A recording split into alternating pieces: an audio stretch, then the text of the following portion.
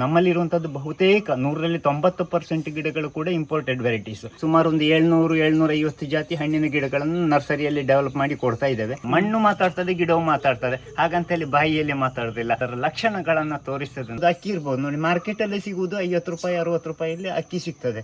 ರೈತನಿಗೆ 30 ರೂಪಾಯಿ ಕೂಡ ಸಿಗುವುದಿಲ್ಲ.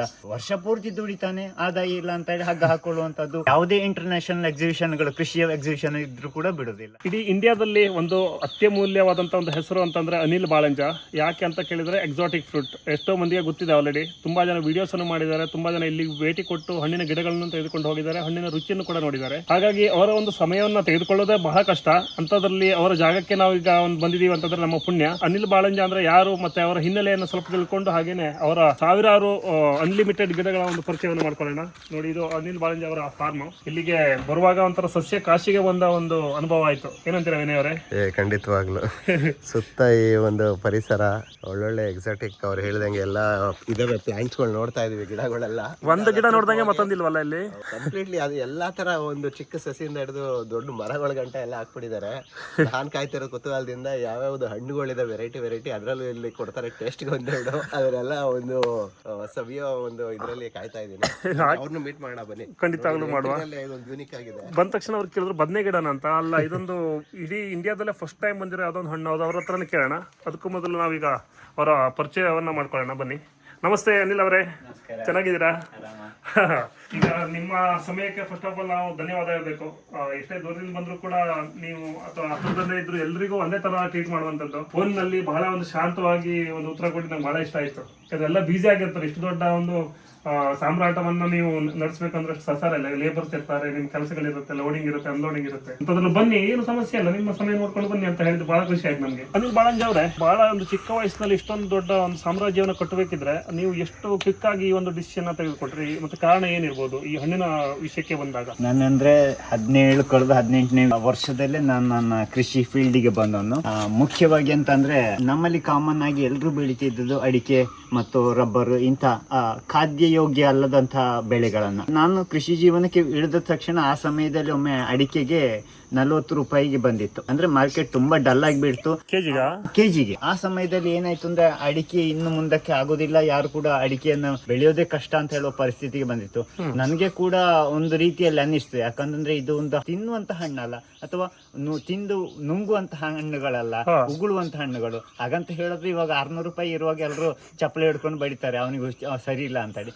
ಆದ್ರೂ ಕೂಡ ನಾವು ಥಿಂಕ್ ಮಾಡೋದಿದ್ರೆ ಬಹುತೇಕ ಅಡಿಕೆಗಳು ಕೂಡ ಈ ಅರೇಬಿಯನ್ ಕಂಟ್ರಿಗಳು ಇರ್ಬೋದು ಅಥವಾ ಈ ಏರಿಯಾದಲ್ಲಿ ಜಿಗಿಲಿಕ್ಕೆ ಹೋಗುವಂತದ್ದು, ಪಾನಿಗಾಗಿ ಯೂಸ್ ಮಾಡುವಂತದ್ದು ಎಲ್ಲವೂ ಕೂಡ ಈಗ ಅದರಿಂದಾಗಿ ಒಂದು ಬದುಕುವಂತದ್ದು ಅಂತ ಹೇಳುವಂತ ಪರಿಸ್ಥಿತಿ ಇಲ್ಲ. ತಿನ್ನುವಂತ ವಸ್ತುಗಳನ್ನು ಯಾಕೆ ಬೆಳಿಬಾರ್ದು ಅಂತ ಹೇಳುವಂತದ್ದು ಒಂದು ರೀತಿಯಲ್ಲಿ ಪ್ರತಿ ವರ್ಷನೂ ಅಷ್ಟೇನೆ. ಅಲ್ಲಿ ಯುದ್ಧ ಆದ್ರೂ ಇಲ್ಲಿ ಅಡಿಕೆಗೆ ಬ್ಯಾನು, ಅಲ್ಲಿ ಇದಾದ್ರೂ ಕೂಡ ಇಲ್ಲಿ ಅಡಿಕೆ ಬ್ಯಾನು. ಪ್ರತಿಯೊಂದು ವಿಷಯದಲ್ಲೂ ಕೂಡ ಅಡಿಕೆ ಮೇಲೆಗೆ ಕತ್ತಿಯನ್ನ ತೂಗಿಡುವಂತದ್ದು. ಹಾಗಾಗಿ ಇದೆಲ್ಲದನ್ನು ಹೊರತುಪಡಿಸಿ ನಾವು ಹೊಸ್ತನ್ನು ಬೆಳಿಬೇಕು. ಏನು ಬೆಳಿಬಹುದು? ಮಾಮೂಲಾಗಿ ನಮ್ಮಲ್ಲೆಲ್ಲ ಭತ್ತದ ಗದ್ದೆಗಳಿದ್ವು ಅಥವಾ ತರಕಾರಿಗಳನ್ನ ಬೆಳಿತಾ ಇದ್ವಿ. ಇನ್ನೊಂದು ವಿಶೇಷ ಅಂದ್ರೆ ಈ ಕರಾವಳಿ ಮತ್ತು ಮಲೆನಾಡಿನಲ್ಲಿ ಈ 6 ತಿಂಗಳು ಮಳೆ, ನಮ್ಮಲ್ಲಿ ಸಿಕ್ಕಾಬಟ್ಟೆ ಮಳೆ ಇರ್ತದೆ. ಈ ಯಾವ ಧಾನ್ಯಗಳನ್ನು ಕೂಡ ಬೆಳೆದ್ರು ಕೂಡ ನಮ್ಗೆ ಅದರಲ್ಲಿ ನಷ್ಟನೇ ಬರ್ತಿತ್ತು, ಒಳ್ಳೆ ಆದಾಯ ಇಲ್ಲ. ಇನ್ನೊಂದು ಅಕ್ಕಿ ಇರ್ಬೋದು ನೋಡಿ, ಮಾರ್ಕೆಟ್ ಅಲ್ಲಿ ಸಿಗುವುದು 50 ರೂಪಾಯಿ 60 ರೂಪಾಯಿಯಲ್ಲಿ ಅಕ್ಕಿ ಸಿಗ್ತದೆ. ರೈತನಿಗೆ 30 ರೂಪಾಯಿ ಕೂಡ ಸಿಗುದಿಲ್ಲ. ವರ್ಷ ಪೂರ್ತಿ ದುಡಿತಾನೆ, ಆದಾಯ ಇಲ್ಲ ಅಂತ ಹೇಳಿ ಹಗ್ಗ ಹಾಕೊಳ್ಳುವಂತದ್ದು, ಸಾಲ ಮಾಡಿ ನಷ್ಟ ಪಟ್ಟುಕೊಳ್ಳುವಂತದನ್ನ, ಕಟ್ಲಿಕ್ಕಾಗದೆ ಬೆಳೆ ನಾಶ ಆಗಿ ಕಟ್ಕೊಳ್ಳುವಂತದ್ದು. ಅದೇ ನಾವು ಮಾರ್ಕೆಟ್ ಅಲ್ಲೆಲ್ಲ ಹೋದ್ರೆ strawberry, foreign variety fruit, blueberry ಎಲ್ಲ ಫಾರಿನ್ ವೆರೈಟೀಸ್ ಫ್ರೂಟ್ ಗಳು ಕೂಡ ಬರೀ 100 ಗ್ರಾಮ್ಸ್ಗೆ 70 ರೂಪಾಯಿಗೆ ಮಾರಾಟ ಮಾಡ್ತಾರೆ. ಈಸ್ ಈಕ್ವಲ್ ಟು 10 700 ರೂಪಾಯಿ ಆಯ್ತು ಅದಕ್ಕೆ. ಯಾಕೆ ನಾವು ಅದನ್ನೇ ಬೆಳಿಬಾರ್ದು? ಅಟ್ಲೀಸ್ಟ್ 50% ಸಿಗ್ಲಿ ನಮ್ಗೆ. 600 ರೂಪಾಯಿ ಇದ್ದದ್ದು 300 ರೂಪಾಯಿ ಸಿಗ್ಲಿ ಸಾಕಲ್ಲ ಅಂತ ಹೇಳಿ ಇದರ 10 ಪಟ್ಟು ನಮ್ಗೆ ಆದಾಯ ಬರ್ತದಲ್ಲ, ಒಂದು ರೀತಿಯ ಆಲೋಚನೆ ಬಂತು. ಹಾಗಾಗಿ ಬೆಳಿಬೇಕು. ಹೇಗೆ ಬೆಳಿಬೇಕು? ಒಂದಷ್ಟು ಹಣ್ಣುಗಳನ್ನ ಏನೇನೋ ಬೆಳೀತಾ ಇದ್ದ ಆ ಸಮಯದಲ್ಲಿ, ಆಗ ಕೂಡ ನಾನು ಫಾರಿನ್ ವೆರೈಟೀಸ್ ಅನ್ನು ಬೆಳಿಬೇಕು ಅಂತ ನನಗೆ ತೋಚಲಿಲ್ಲ. ಏನಾಯ್ತು ಅಂದ್ರೆ ಈ ಹಣ್ಣುಗಳ ಒಂದಷ್ಟು ಗಿಡಗಳನ್ನ ನಡುವ ಹುಚ್ಚು ನನಗೆ, ಬೇರೆ ಬೇರೆ ಹಣ್ಣಿನ ಗಿಡ. ನಾನು ಚಿಕ್ಕದಾಗಿರುವಾಗಲೇ ನನ್ನ ಅಪ್ಪ ಅಮ್ಮ ಈಗಲೂ ಕೂಡ ಹೇಳ್ತಿದ್ರು, ಯಾರೋ ತೋಟದಲ್ಲಿ ಮಾವಿನ ಬೀಜ ಹುಟ್ಟಿದ್ರು ಕೂಡ ಅದನ್ನು ಕಿತ್ತು ತಂದು ನಮ್ಮ ತೋಟದಲ್ಲಿ ನಡ್ತಿದ್ದ ಅಂತ ಹೇಳುವಂತ. ಹಾಗೆ ಈ ಹಣ್ಣಿನ ಗಿಡಗಳಲ್ಲಿ ಯಾವುದೋ ಒಂದು ಹಣ್ಣು ಬಂದದ್ದು ಫೇಸ್ಬುಕ್ ಮತ್ತು ವಾಟ್ಸಪ್ ಎಲ್ಲ ಅವಾಗ ಹೊಸ್ತು ಇಂಟ್ರೊಡಕ್ಷನ್ ಆದದ್ದಷ್ಟೇ. ನಾನು ವಿದ್ಯಾರ್ಥಿ ಜೀವನವನ್ನು ಮುಗಿಸಿದ ಸಂದರ್ಭದಲ್ಲಿ ಮೊಬೈಲ್ ಅಲ್ಲಿ ಫೇಸ್ಬುಕ್ ಅಲ್ಲಿ ಯಾವುದೋ ಒಂದು ಫೋಟೋವನ್ನು ಹಾಕಿಬಿಟ್ಟ ಹಣ್ಣಿಂದು. ಅದನ್ನ ನೋಡಿದ ಒಬ್ಬ ಥೈಲ್ಯಾಂಡ್ ಫ್ರೆಂಡ್, ಒಬ್ಬ ಲಸಕ್ ಬರ್ಚೋಬೆರಿ ಅಂತೇಳಿ, ಈಗಲೂ ಕೂಡ ನನ್ನ ಆತ್ಮೀಯ ಸ್ನೇಹಿತ. ಪ್ರತಿ ನಾನು ಟ್ರಿಪ್ ಅಲ್ಲಿ ಹೋದ್ರು ಕೂಡ ಅವನ ಮನೆಯಲ್ಲಿ ಉಳ್ಕೊಳ್ಳುವಂಥದ್ದು ಅಷ್ಟೊಂದು ಸ್ನೇಹ ಸಲುಗೆ ನಮ್ಗೆ ಇದೆ. ಅವನ್ ಹೇಳಿದ ಹೀಗೊಂದು ನನಗೆ ಅದರದ್ದು ಹಣ್ಣಿನ ಬೀಜ ಕಳಿಸ್ಕೊಡ್ಬೋದು ಅಂತ ಕೇಳಿದ. ನನಗೇನು ಗೊತ್ತಿಲ್ಲ, ಫಾರಿನ್ ದೇಶ ಥೈಲ್ಯಾಂಡ್ ಅಂದ್ರೆ ಎಂತದ್ದು ಅಂತಲೇ ಗೊತ್ತಿಲ್ಲದ ಆ ಸಂದರ್ಭದಲ್ಲಿ ಹೇಗೆ ಕಳಿಸ್ಕೊಡು, ನನಗೆ ಅದೊಂದು ಆಗೋದಿಲ್ಲ ಅಂತ ಹೇಳಿದೆ ನಾನು. ಅವ ಹೇಳಿದೆ ಹೀಗೆ ಮಾಡಿ ನಾನು ಹೇಳ್ಕೊಡ್ತೇನೆ, ಕಳಿಸ್ಕೊಡು ನೀನು ಅಂತ ಹೇಳಿ. ಹಾಗೆ ಕಳ್ಸಿಕೊಟ್ಟಿದೆ. 13ನೇ ದಿವಸಕ್ಕೆ ಅಲ್ಲಿಗೆ ರೀಚ್ ಆಯ್ತು, ನಾರ್ಮಲ್ ಪೋಸ್ಟ್ ಅಲ್ಲಿ, ಏನು ಗೊತ್ತಿಲ್ಲ, ಹೀಗೆ ಕಳ್ಸಿಕೊಟ್ಟಿದ್ದೆ ಅವಾಗ. ಮತ್ತೆ ಗೊತ್ತಾಯ್ತು ಇಂಥದ್ದೆಲ್ಲ ಮಾಡುವಂತದ್ದು ಕಾನೂನು ರೀತಿಯ ತಪ್ಪು, ಒಂದು ದೇಶದಿಂದ ಇನ್ನೊಂದು ದೇಶಕ್ಕೆ ಅಂತ ಹೇಳಿ. ಮತ್ತೆ ಅವ ಕೇಳಿದೆ ನನಗೆ ನಿನಗೆ ಏನ್ ಬೇಕು ಅಂತ ಹೇಳಿ. ನಾನು ಹೇಳಿದೆ ದುಡ್ಡು, ಎಷ್ಟು ದುಡ್ಡು ಕೊಡ್ಬೇಕು ಅಂತ ಕೇಳಿದೆ. ನನಗೆ ದುಡ್ಡು ಬೇಡ, ನನಗೆ ಅದೇ ರೀತಿ ನಾನೇನ್ ಕೊಟ್ಟಿದ್ದೀನಿ ಅಂತ ಬಾರ್ಟರ್ ಸಿಸ್ಟಮ್, ನೀನ್ ನನಗಿದ್ರೆ ನಾನು ನಿನಗೆ.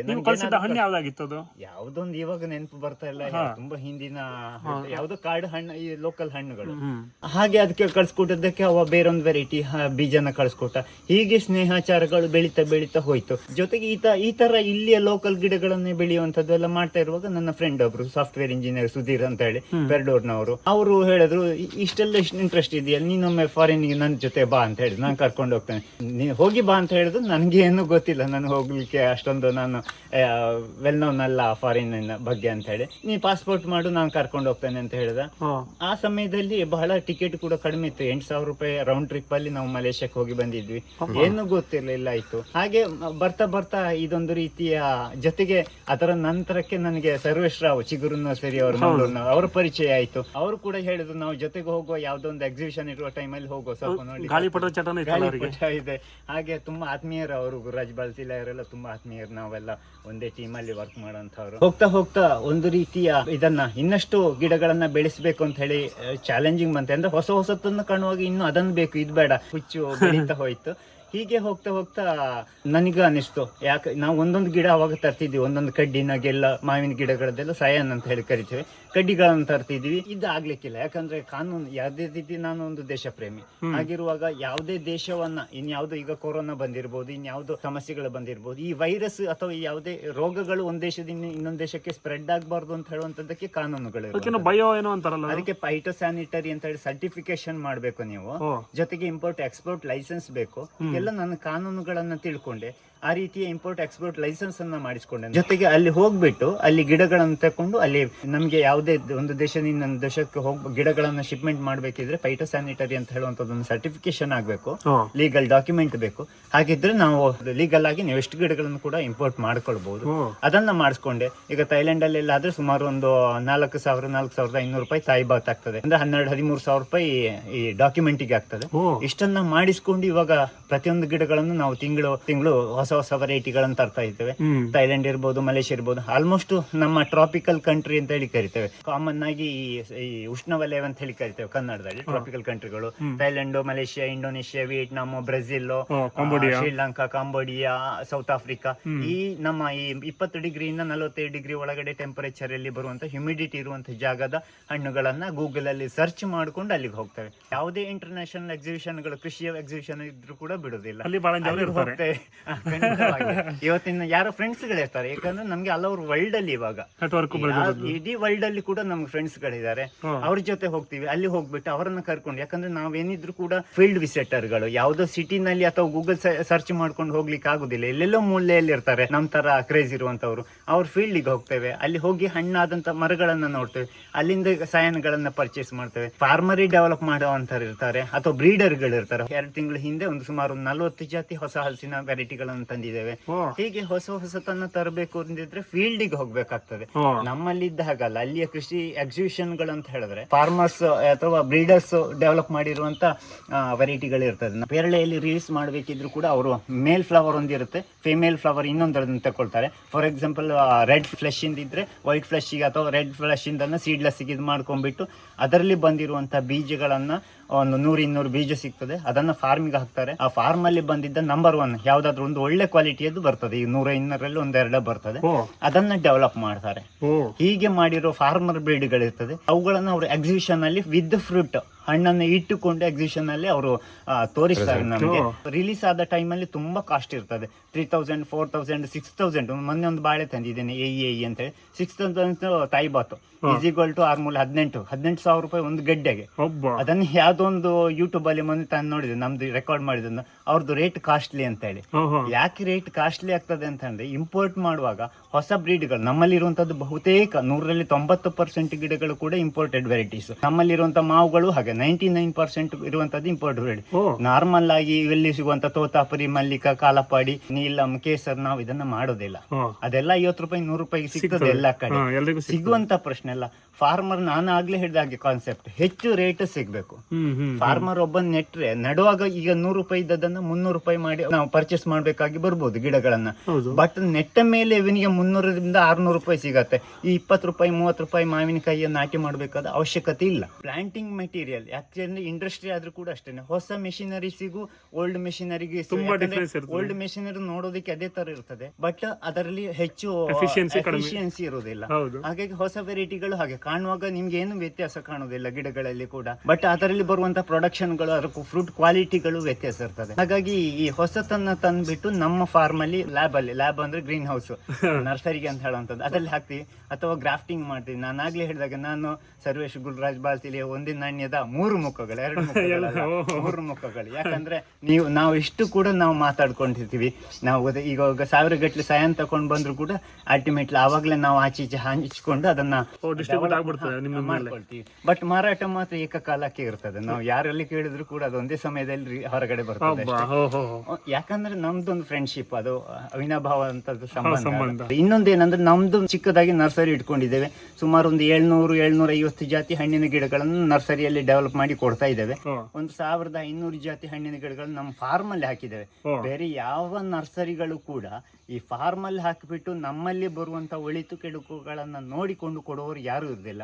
ಎರಡನೇ ಅಂತಂದ್ರೆ ಗೈಡೆನ್ಸ್. ನೀವು ನಾಟಿ ಮಾಡಿದ ಮೇಲೆ ಹಣ್ಣು ಬರುವಲ್ಲಿವರೆಗೆ ನಾವು ಅವರ ಹಿಂದೆ ಇರ್ತೇವೆ ಅಂದ್ರೆ ಡೈಲಿ ಫೋನ್ ಮಾಡ್ಲಿಕ್ಕೆ ಆಗುದಿಲ್ಲ ನಮಗೆ. ಸಮಸ್ಯೆಗಳು ಬಂದ್ರೆ ಅವರು ವಾಟ್ಸ್ಆಪ್ ಫೋಟೋ ಹಾಕ್ತಾರೆ ಅಥವಾ ವಿಡಿಯೋ ರೆಕಾರ್ಡ್ ಮಾಡಿ ಅಪ್ಲೋಡ್ ಮಾಡ್ತಾರೆ.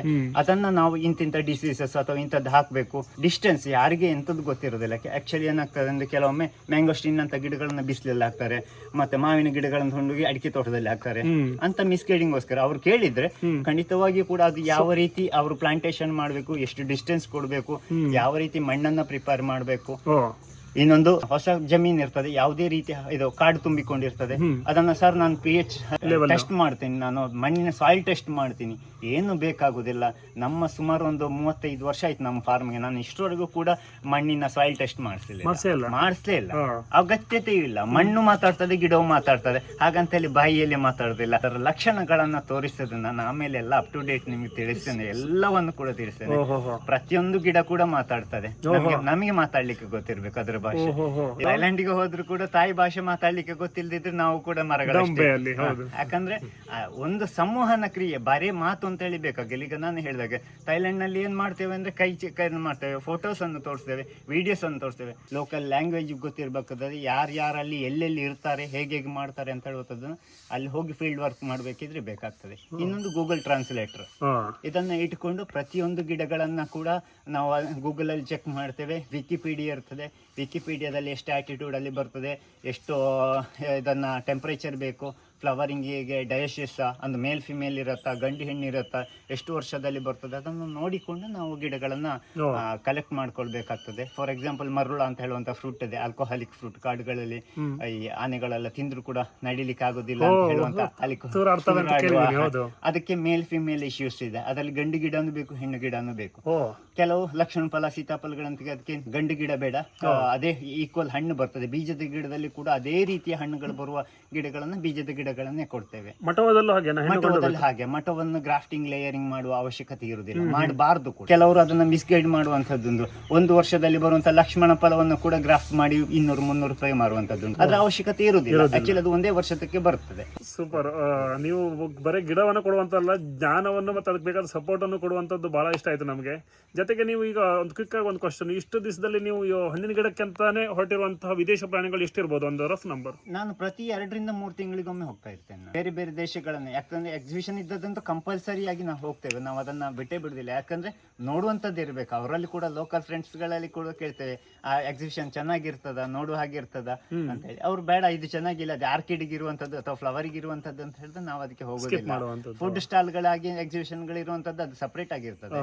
ಇನ್ನೊಂದೇನಂದ್ರೆ ನಮ್ಮ ಕೃಷಿ ಎಕ್ಸಿಬಿಷನ್ ತರ ಅಲ್ಲ, ಅಲ್ಲಿ ಏನಂದ್ರೆ ಪ್ರತಿಯೊಂದು ಲೈನ್ ಗಳು ಕೂಡ ಸಪರೇಟ್ ಆಗಿರ್ತದೆ. ನಮ್ದಲ್ಲಿ 100ಕ್ಕೆ 99 ಕೂಡ ಚರ್ಮುರಿ ಮತ್ತು ಪಾನಿಮುರಿ ಸ್ಟಾಲ್ ಗಳು ಇರ್ತವೆ ಎಕ್ಸಿಬಿಷನ್